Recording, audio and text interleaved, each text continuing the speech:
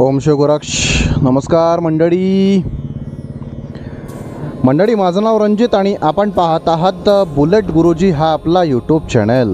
मंडळी, गेले काही दिवस झाले आपण कॅमेरासमोर येताना कंटिन्युअसली असं समोरासमोर येतो आहे, म्हणजे लाईक कॅमेरा हातामध्ये धरून बोलतो आहे.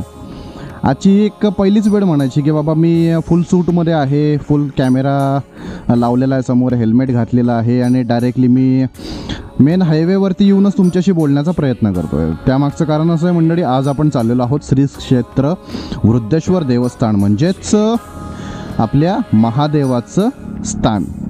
तर मंडळी चला, तर डायरेक्टली मी तुम्हाला रस्ता न दाखवता आपण मंदिराच्या थेट समोर घेऊन जातो आणि त्यानंतरच्या आपण बोलणीला सुरुवात करूया. ओके, चलो.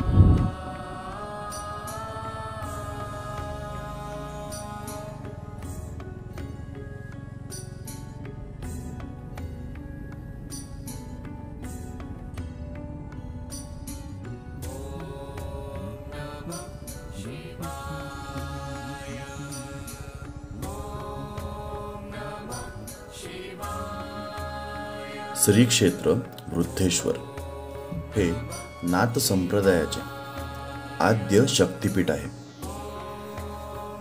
श्री क्षेत्र वृद्धेश्वर हे स्थान अहमदनगर जिल्ह्यात पाथर्डी तालुक्यात आहे.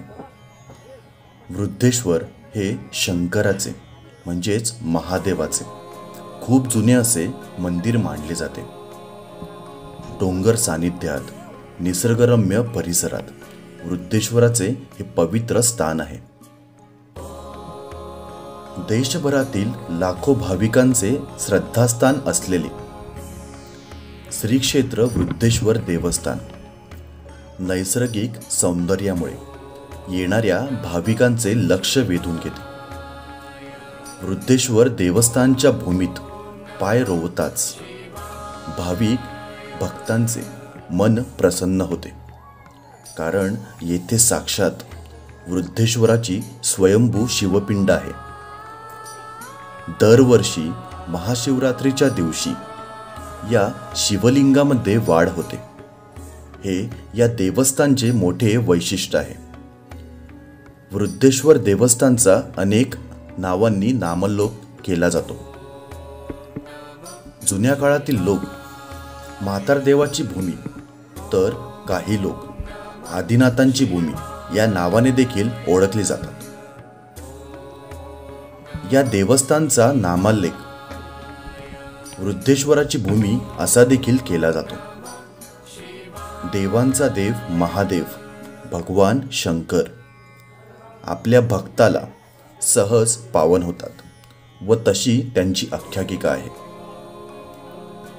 श्री क्षेत्र वृद्धेश्वर येथे 33 कोटी देवांच्या उपस्थितीत या ठिकाणी मोठा महायज्ञ झाला होता. त्यामुळे या भूमीला आणि देवस्थानला मोठे महत्त्व प्राप्त झालेले आहे. 4 प्रमुख धामांपैकी वृद्धेश्वर हे देखील एक धाम आहे. या देवस्थानच्या माध्यमातून वर्षभरात महत्त्वाचे 2 उत्सव साजरे केले जातात. यामध्ये महाशिवरात्री आणि श्रावणी महिन्यातील 3रा सोमवार यासह इतर अनेक धार्मिक उत्सव येथे साजरे केले जातात. देवस्थानच्या विकास कामांसाठी देवस्थानचा तीर्थक्षेत्र क वर्गात समावेश करण्यात आलेला आहे. वृद्धेश्वर देवस्थानच्या विकास कामांवर प्रकाश टाकला असता मंदिराच्या मुख्य गाभाऱ्यावर आकर्षक रंगकाम केलेले आहे. तसेच मुख्य मंदिरावर रेखाटलेल्या विविध देवी देवतांच्या मूर्ती भाविकांचे लक्ष वेधून घेतात. देवस्थान समितीच्या माध्यमातून या ठिकाणी दर रविवारी आमटी भाकरीचा नैवेद्य म्हणजेच प्रसाद दिला जातो. तसेच भक्तगण देखील सोमवार किंवा एकादशी व चतुर्थीला भाविकांना फराळ वाटप करतात. वृद्धेश्वर देवस्थान देशभरातील लाखो भाविकांचे श्रद्धास्थान असून येथे वर्षभर भाविकांची वर्दळ असते. श्रावण महिन्यातील 3ऱ्या सोमवारी देखील या ठिकाणी मोठा यात्रा उत्सव भरतो. वृद्धेश्वर देवस्थानपासून पुढे काही अंतरावर मच्छिंद्रनाथगड म्हणजेच मायंबा हे देवस्थान आहे. तसेच जवळच चैतन्य कानिफनाथ देवस्थान म्हणजेच मडी देखील आहे. एकाच वेळी एकाच दिवशी या तीनही देवस्थानचे देवदर्शन भाविकांना सहजरित्या मिळू शकते. मोहटा देवी देवस्थान देखील याच तालुक्याचे भूषण आहे. पाथर्डी तालुका ही संतांची भूमी म्हणून ओळखला जातो.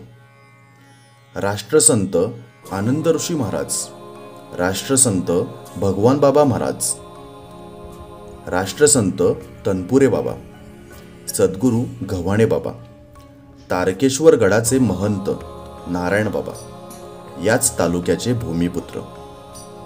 अशा महान संत महंतांनी पुनीत झालेल्या या भूमीचे नाव हिमालयासह 7 समुद्रापार नेण्याचे काम याच संतांमुळे झाले. मंडळी, या भूमीला अनन्य महत्त्व प्राप्त झालेले आहे. वृद्धेश्वराबद्दल एक आख्यायिका सांगितली जाते. पूर्वी मच्छिंद्रनाथांच्या समाधानासाठी गुरु आज्ञा म्हणून येथे खूप मोठा भंडारा झाला होता. त्या निमित्ताने